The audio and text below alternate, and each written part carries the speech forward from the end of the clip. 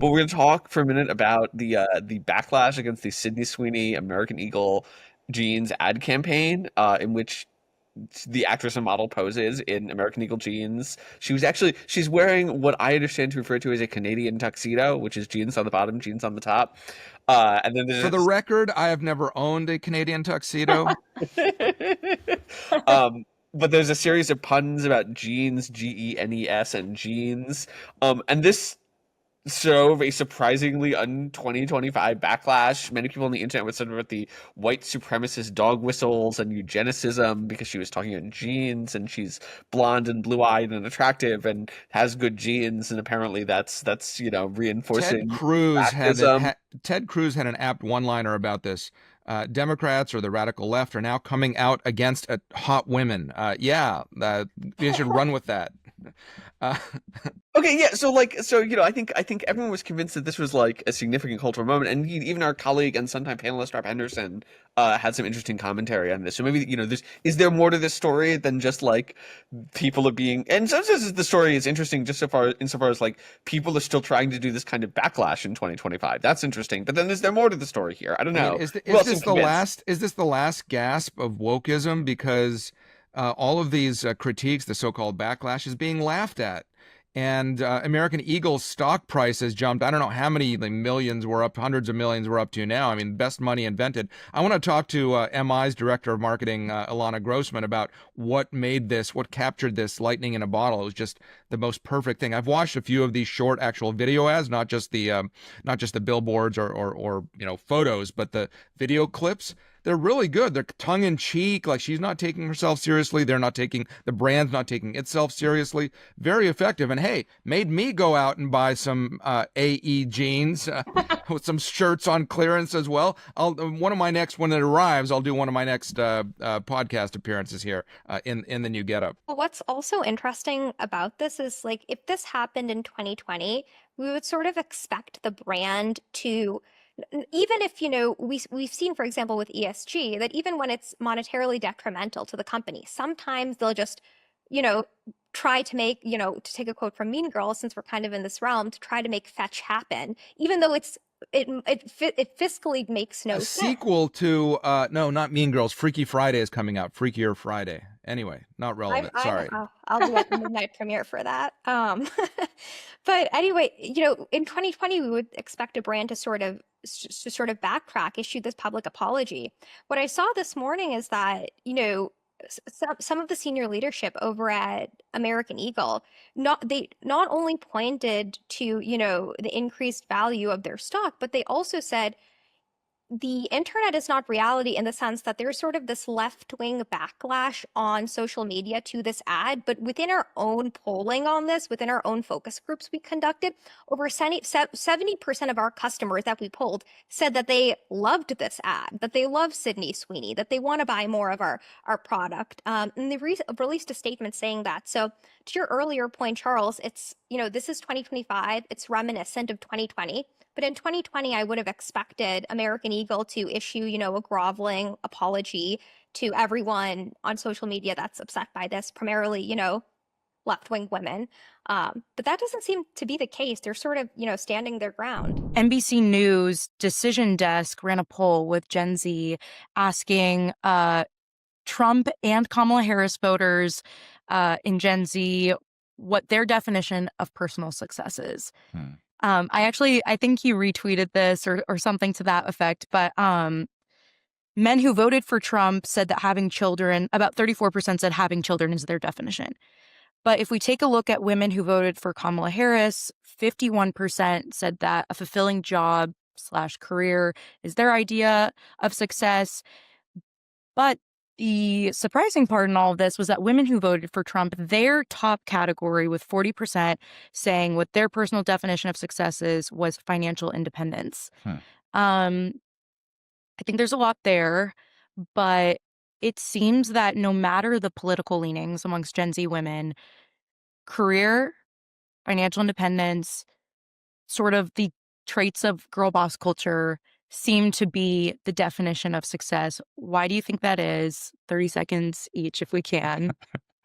Well, I think one possibility here is, and this is like a charitable view, is that they're looking at the word success, and maybe the young women are thinking like, is it like it's not especially hard to have a child if you're. I mean, it's a hard thing, but it's well within the realm of possibility for a young woman. For a young man, it's much harder because you have to convince someone to like you, and then convince someone to like let you marry them, and then have a baby, and it's just there's a lot going on there, and so they might think like that's this huge like insurmountable obstacle. It's out of their control. Yeah, kind and so of. that would be success because it's so hard versus like getting a job and that kind of thing. Whereas, yeah, maybe for women, it's having some kids that's more possible. Whereas financial independence and those kinds of things seem more remote. Maybe. I think that's interesting. Yeah, men have a lot more agency in dating in a way. No matter, if you're a feminist or not, I think a lot of women want to be pursued. So men can kind of decide, okay, I'm ready to get married, I'm ready to have a family. Women have perhaps less control over that Yeah. and probably more control over a career, do you think? Yeah, one thing that's interesting there is that their number one priority for or definition of success, I mean, at least historically, it's required the opposite sex, Yeah. right? And so if you're a man and you want kids, you need to have a woman to find, and if Oh, you're a woman and you interesting. want financial independence and you want to live a comfortable life, you got to find a man who's earning money. And so, another way to look at it is like men and women need each other, and they maybe have not. Yeah, we lost that kind of wisdom along the way. There's a division between the sexes, what I'm hearing. I think that's really interesting, actually, the way that you framed that, sort of like how the question was framed might have affected the answers because of just what we associate the word success with. We might just associate the word success with professional success. Whereas maybe if the question asked had been something like, what do you want to have happen in your life? Or, 10 years from now, what would you like in your life? The answers to those questions might be a little bit different. They might be, well, I'd like to have a family and have kids at that point. Whereas success might be associated more with like the professional, Oh, I see. the Yeah. professional Yeah, world. yeah. There's like, the occupational, there's a connotation to success. Success that's more. Yeah. Versus, yeah, if you use like a word like meaning or fulfillment Yeah. or something like that, then maybe the answers would have been different. But still, I still think those differences were fascinating. That the differences seemed much more along the lines of gender rather than politics, regardless of who you supported. So. Right. Yeah, so I want to, I assume everybody heard this news, but Taylor Swift and her NFL boyfriend, Travis Kelce, are engaged to married. Some people, like, here's my question that I'm very interested in, is some have predicted that this will induce a minor marriage and baby boom as millions of Taylor Swift fans follow her lead. Do we think that's going to happen, or is that all hot air? Ralph is very invested in this topic. Ralph, I want to hear your extended opinion. Please start with Taylor's early work. Wait, and you're move forward. invested, Ralph? No, I No, could I'm care kidding. less.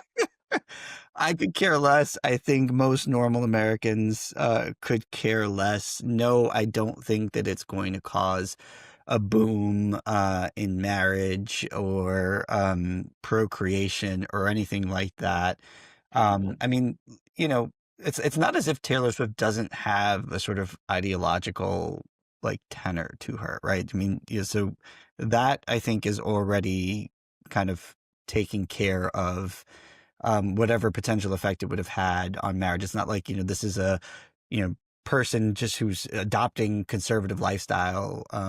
It's just someone marrying another famous person, potentially even just for the sake of publicity, right? Like, I mean, who knows how cynical these people are, whether they're actually in love. But yeah, I don't know.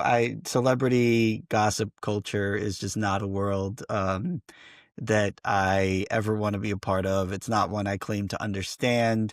And if you are looking to people like Travis Kelce and Taylor Swift for cues about how to live your life, let me suggest to you that you have a problem. Yes. There are likely much better standards against which you can measure yourself in your immediate life. Your parents, your family members, your teachers, your mentors. Start there, end there. Daniel. Yes, I don't think we should ever look up to celebrities, Hollywood singers, or really any of that industry generally for examples. They generally are much worse off than the average person in their personal lives, as you can Exception. observe. And I'll say, if anything, because the overwhelming majority of fans of Taylor Swift, the stats are it's women, right? It's me too. If anything, it could actually like set a standard that, she got engaged at 35. Like maybe for them, it's like, oh, then I can wait like Taylor Swift. For Yeah, no, don't the do that. people who are like waiting or like getting married, just like Ralph said, because Taylor Swift did, they have bigger problems. But for those people, I think it might even have a negative effect, right? Because they might wait too long. Me too. Are you more of an optimist? Are you more of a believer than these guys? Okay, so let me say this. So the day her engagement was announced, my phone was blowing up because I was in several group chats. Like some people were super excited, mainly the women. And then some people, like it was kind of split. Like some men don't really care, and some were like, "Oh, great! Like I'm gonna have a headache about this now because now we're gonna hear about the marriage, and her album's coming out October 3rd. So like, not that I'm endorsed by Taylor Swift, but no, it was just like blowing up, and all of us were joking that we're gonna see a baby boom because of the marriage, but I wholeheartedly agree with both Ralph and Daniel that I think if you're making big life decisions based on what celebrities do or don't do, you have a problem. Marriage is a great thing. Having children is a great thing, but I don't think you should be looking to celebrities. And in general, I don't like this whole idea of making celebrities into these idols or as Right. role models, because they're people at the end of the day. They make their own decisions. And I don't know. I think placing too much pressure on them is not really good for anyone. I mean, I think it's been a warning sign for a long time. I mean, even since the election results in November. I mean, right after the election, everyone was talking about the Hispanic vote shifting to the right. And I looked into the Asian vote shifting to the right. Major cities, even New York, a lot of the Asian voters had shifted by 30 points to the right. And I went and talked to those voters, and I think what I would characterize what they told me, like, it was like the Democrats were pushing policies that were like it was like toxic compassion, because they want to support affirmative action. They want to support, making it easier to get into some of these high quality schools and competitive schools, but it's often at the expense of people who worked really hard. When it came to crime, they weren't addressing those issues very well, and there were real effects on people. They were changing their behavior and whether they took a subway to work or not. So I think there were some real effects on people, and they were tired of the extremes of their party. And I think many just they were not happy with the Democrats. And so we saw that with the election results. And I think when you're seeing decrease in voter registration, you're seeing people who are sending a message to the party. They're not happy. Yeah, I think that's right. I mean, I can't tell you how many conversations I've had with, former New York Democrats who have sort of consistently voted with the left their entire lives, who, were just completely mugged by the reality of 2020, particularly on the crime issue. So, obviously that's not a representative sample, but I think the other thing going on here too is just the demographic problem that Democrats face. I mean, Gen Z is significantly more conservative than previous generations, By some specifically measures, millennials. not by every measure, right? It depends on which cohort. Sure. It sounds like part of it is COVID exposure. There's some polling says there's a juncture there. Right. Yeah, but there's also like a big gender dynamic there as well, right? Like Gen Z men are significantly more conservative than Gen Z women, and significantly more conservative than millennial men. And so that political gender gap is going to grow, is growing, has grown. And I think that's got to be showing up here in some way. And it's going to be interesting to see, what happens over the long term. I mean, I'm certainly not an expert on relationship dynamics, but when you have, that big of a political shift, you have to imagine that at some point the genders are going to come together on issues because they can't hate each other forever. I think, how personality traits like agreeableness and neuroticism, both of which skew higher in women, they don't necessarily just shape political attitudes, but they shape political tone. And Silver has made this point well. A lot of young men aren't necessarily turned off by policies associated with the Democratic Party so much as like an overall vibe. The left feels very anxious, rules obsessed, overly therapeutic. And it's not that these guys are the young voters who are becoming more Republican. It's not that they're necessarily angry or broken, like the picture we see painted of a lot of them who are angry and broken and maybe are disproportionately representative on platforms like Twitter. It's that they don't see themselves in a culture that increasingly pathologizes risk and competition.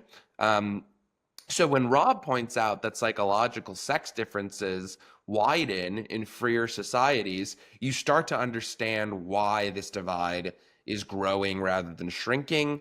And if anything, more freedom just lets people lean harder into their default wiring. And politically, I do think that's showing up as a sharp gender split.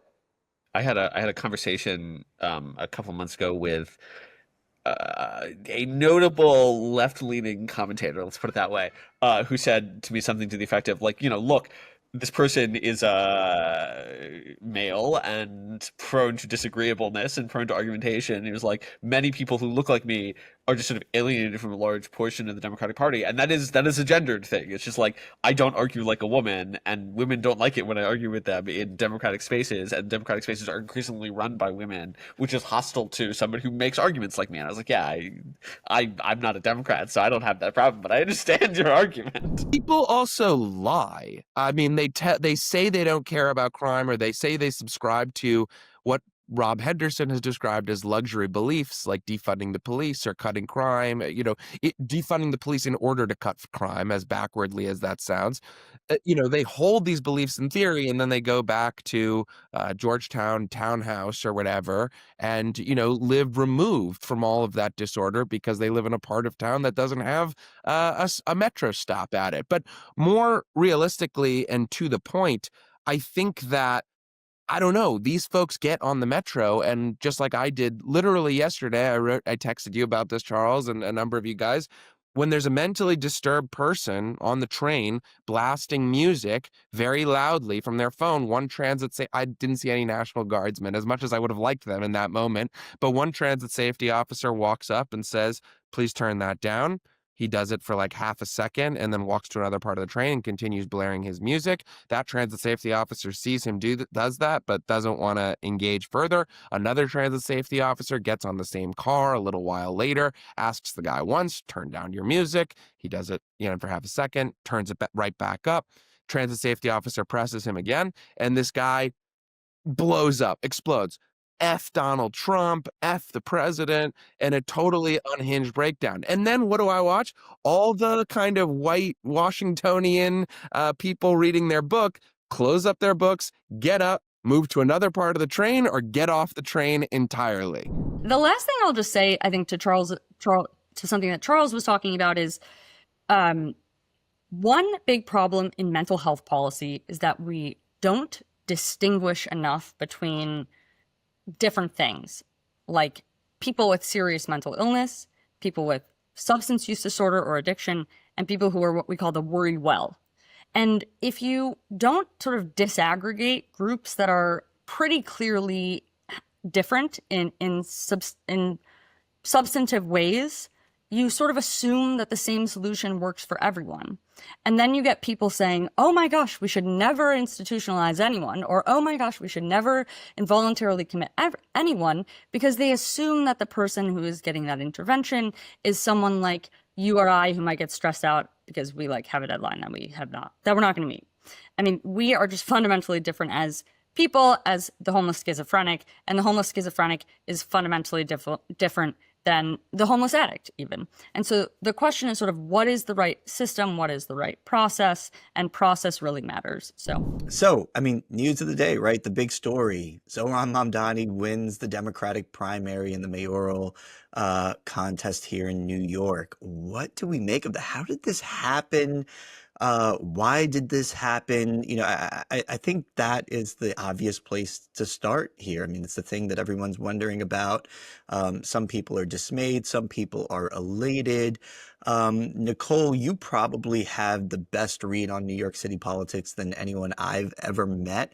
And so I'm going to throw that series of questions to you. I mean, you know, what's the how and why of his victory here? Sure, and I don't think this is as big of an earthquake in terms of New York deciding collectively that it wants to embrace socialism as people from outside may think. This was a very idiosyncratic election, and there's just a number of factors here that made it very strange. You know, first of all, Assemblyman Mamdani just ran the best campaign. If you want to win a campaign, launch and run a competent campaign. I think that's the first lesson for any potential elected official. He started his get out the vote ground game really 6 months ago when he launched the campaign. He took advantage of early voting and mail-in voting in a way that other candidates did not do. He had a very simple message. You could just take away 3 things from his campaign, whereas all of his opponents had very muddled, confused, and sometimes self-contradictory messages. There's a backlash against President Trump in New York, similar to how AOC was elected in 2018, just ahead of the midterms in Trump's first term. The New York voters just sort of found someone who was the exact opposite of Trump in every way and went with that person. And Mamdani's chief opponent, former Governor Cuomo, was just a terrible candidate on many, many levels. He actually wasn't a bad governor, at least for his first 2 terms, but the way in which Governor Cuomo left office 4 years ago left a cloud. He didn't run a compelling campaign. There were some questions of how long he had even lived in New York City. Before the past few months, he hadn't lived in New York City for 30 years, and his heart just did not seem in it in many ways. So, yes, of course, Mamdani won the election. That's very clear, and that has certain implications. But this is, before we declare socialism victory over one election, there's a lot of other things to keep in mind. And of course, we have the general election in November where we will have a broader, more moderate electorate to have another chance to make this decision or not. Yes, I want to take us right into the news. Recent reporting indicates that after their victory in the New York City mayoral primary, members of the Democratic Socialists of America have aimed their sights higher, with CNN reporting that they're looking to primary among other Democrats, House Minority Leader Hakeem Jeffries, which to me raises the interesting question that I want to kick to the panel. Are they going to be successful? Is democratic socialism the future of the Democratic Party? You know, I think we've seen in the rise of Zohran Mamdani renewed energy around this as sort of an alternative model for the Democrats. Do they have the chance to take power? Is AOC the next Speaker of the House? Discuss. Well, I just want to say first that as an aging Gen X middle-aged dad, that Hakeem Jeffries is demonstrating that he's in it to win it. He's aggressive, he's fighting, because he photoshopped an image of himself on Instagram to make his waist slimmer. So that shows that he understands that we live in an aesthetic age, and that he might have to cut down on carbs, something like that. We've all been there, but that shows that this is a fight to the death, and we'll see how it unfolds. I need his program, but this raises an ancillary question of how sui generis is New York City, right? So we have a closed partisan primary in New York City where only about 1.1 million voters participated. Mamdani got about 550,000 or so votes. There are 5 million registered voters in New York City. So that's about 11-ish% of all registered voters. I don't know if that necessarily translates to a sweeping mandate, even in a expanded general electorate, and that's the big question heading into November. But then there's also this question of, is New York unique in the sense that people frequently believe that it's the place where everybody wants to be, that there's always going to be demand for it. So it's this exceptional place that public policy decisions don't affect in quite the same way as other cities, just because you're going to have talent that wants to live in New York, and you're going to have firms that seek that talent. Well, but John, let's get you just very specifically on the political point. One way to understand the New York City electorate is that literally the people who were too left wing for the politics of Colorado or Ohio or Iowa actually collect in New York City. Literally, Brad Lander, one of the Democratic mayoral candidates, who has attached himself to the hip of Mamdani, is desperate to become his deputy, his lieutenant, is from the suburbs of St. Louis. Right. And that's not a crime. And he's been in New York City for a long time. But he literally moved to New York City to, become part of this vast, sprawling, nonprofit progressive apparatus. Now, that's not unique to New York, but New York is a concentration not just of the kind of professional talent you're describing, but literally of a certain kind of, political cadre type person who wants to build socialism in one city. So that is another backdrop here. One way to think about this question of what's the broader trajectory for socialism is you have had those concentrations of deep blue people for a long time. Yes. And in some contexts, you do get socialists. Kshama Sawant in Seattle is the obvious example, who's the socialist member of the Seattle City Council, infamous for a variety of reasons. She has not, as a general rule, been able to translate that into a House seat, for example. Some of that has to do with the drawing of maps, but I think the question is, are we at this moment where, not really for the first time in history, there have been socialists in the U.S. House before, mostly from New York City, but are we at a point in our history where there is some opportunity for a socialist alternative in the Democratic Party to look at these safe blue seats and go, okay, we can push them 20 or 30 points to the left and still win, so we're going to do that? Well, I think the goal of the Democratic Socialists of America is ultimately to work to make themselves obsolete, right? Like any faction in a party, the goal is to eventually take it over and then effectively dissolve because you've accumulated enough power to be the party. I mean, to one extent, that's what the Democratic Study Group did in the late 1950s. They said, hey, we have this conservative coalition of the South and the North. We want the North to win. We want to kick out the Southerners. The class of 74 comes into Congress. They change the rules. They kick out 4 of the old chairmen. They do it. Effectively, the Democratic Study Group becomes the Democratic Party by the late 1980s. They win the battle. To a lesser extent, you could say the Democratic Leadership Council does that in the 1980s and 1990s. Now, is the DSA going to take over the party effectively? No, but how much of their program can get incorporated into the general party? I mean, I think a lot. I was looking at a poll from Data for Progress that shows in the Democratic Party, you're going to see about, well, this who have their own agenda. Who have their own agenda, but I'm not sure it's necessarily socialism per se. Yeah. What they show is 35% approval rating for socialism, about equal plus approval rating over capitalism in the Democratic Party, which is nowhere near. Wait, sorry, they were 35 percentage points more sympathetic to socialism? Yes. Than the Democratic Party? And the Democratic Party. Into capital. What? These actually polls have been going back for years. Inside the Democratic Party, capitalism does not have an amazing positive image. Socialism does. Now, what does socialism mean is certainly open to debate, but it's certainly a broad swath of the party thinks socialism, however defined, is an important part of the future. So I wanted to talk to you guys. I mean, we've kind of had a few days to decompress post Mamdani's election. And I think one of the stories that hasn't gotten enough attention is the influence of the political apparatus around him, namely the DSA, the Democratic Socialists of America. Now, when I was coming up politically, the word socialism was very much a dirty word. People didn't want to be associated with it. It seems like there has been a shift somewhere along the way to the point where it seems like the DSA is growing in influence, in popularity, in mainstream acceptability. And Stu, I know you have been covering radical political movements for a really long time and probably better than anyone else. And so I want to start with you to just kind of give us a little bit of an inside scoop into how the DSA kind of works, how it's grown over the years, and what you attribute its recent successes to. Yes. So an important thing to go back to is back to the Bernie Revolution, pretty much. Before that, the DSA was a group where the average age was probably in the 60s or 70s. and then you have Bernie run for president, and This the is age 2016, right? yeah, in 2016, and the age lowers to 30 some.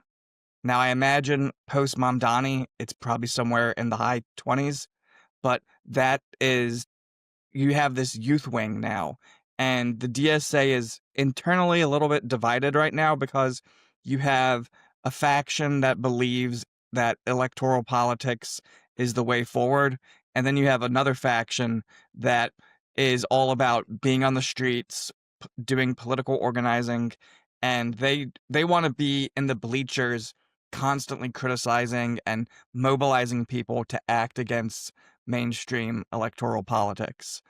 And so I think a whole uh, and and they call this multi-tendency. So you have Bernie Bros, you have Maoists, you have Marxist Leninists, you have communists, and they all work together with a lot of infighting, but we are really starting to see these two heads butt when it comes to what is the path forward. Is it electoral politics and winning there, or is it their organizing strength and that? Well, I mean, as an outsider looking in, it would seem to me to be that, the decision's kind of been made, right? That the electoral political strategy is going to be the one that they pursue, in part just because they've had some success, right? I mean, like for the first time in my life, I can think of, several names of people that are either endorsed by the DSA or members of the DSA just in my state alone, right? You've got people like Zohran Mamdani, obviously, Jabari Brisport, Julia Salazar, Tiffany Caban. You've got people all throughout the city council, AOC, at the federal level, Rashida Tlaib, right? I don't think Bernie Sanders was actually ever a DSA member, but I know he got their endorsement and enthusiastic support.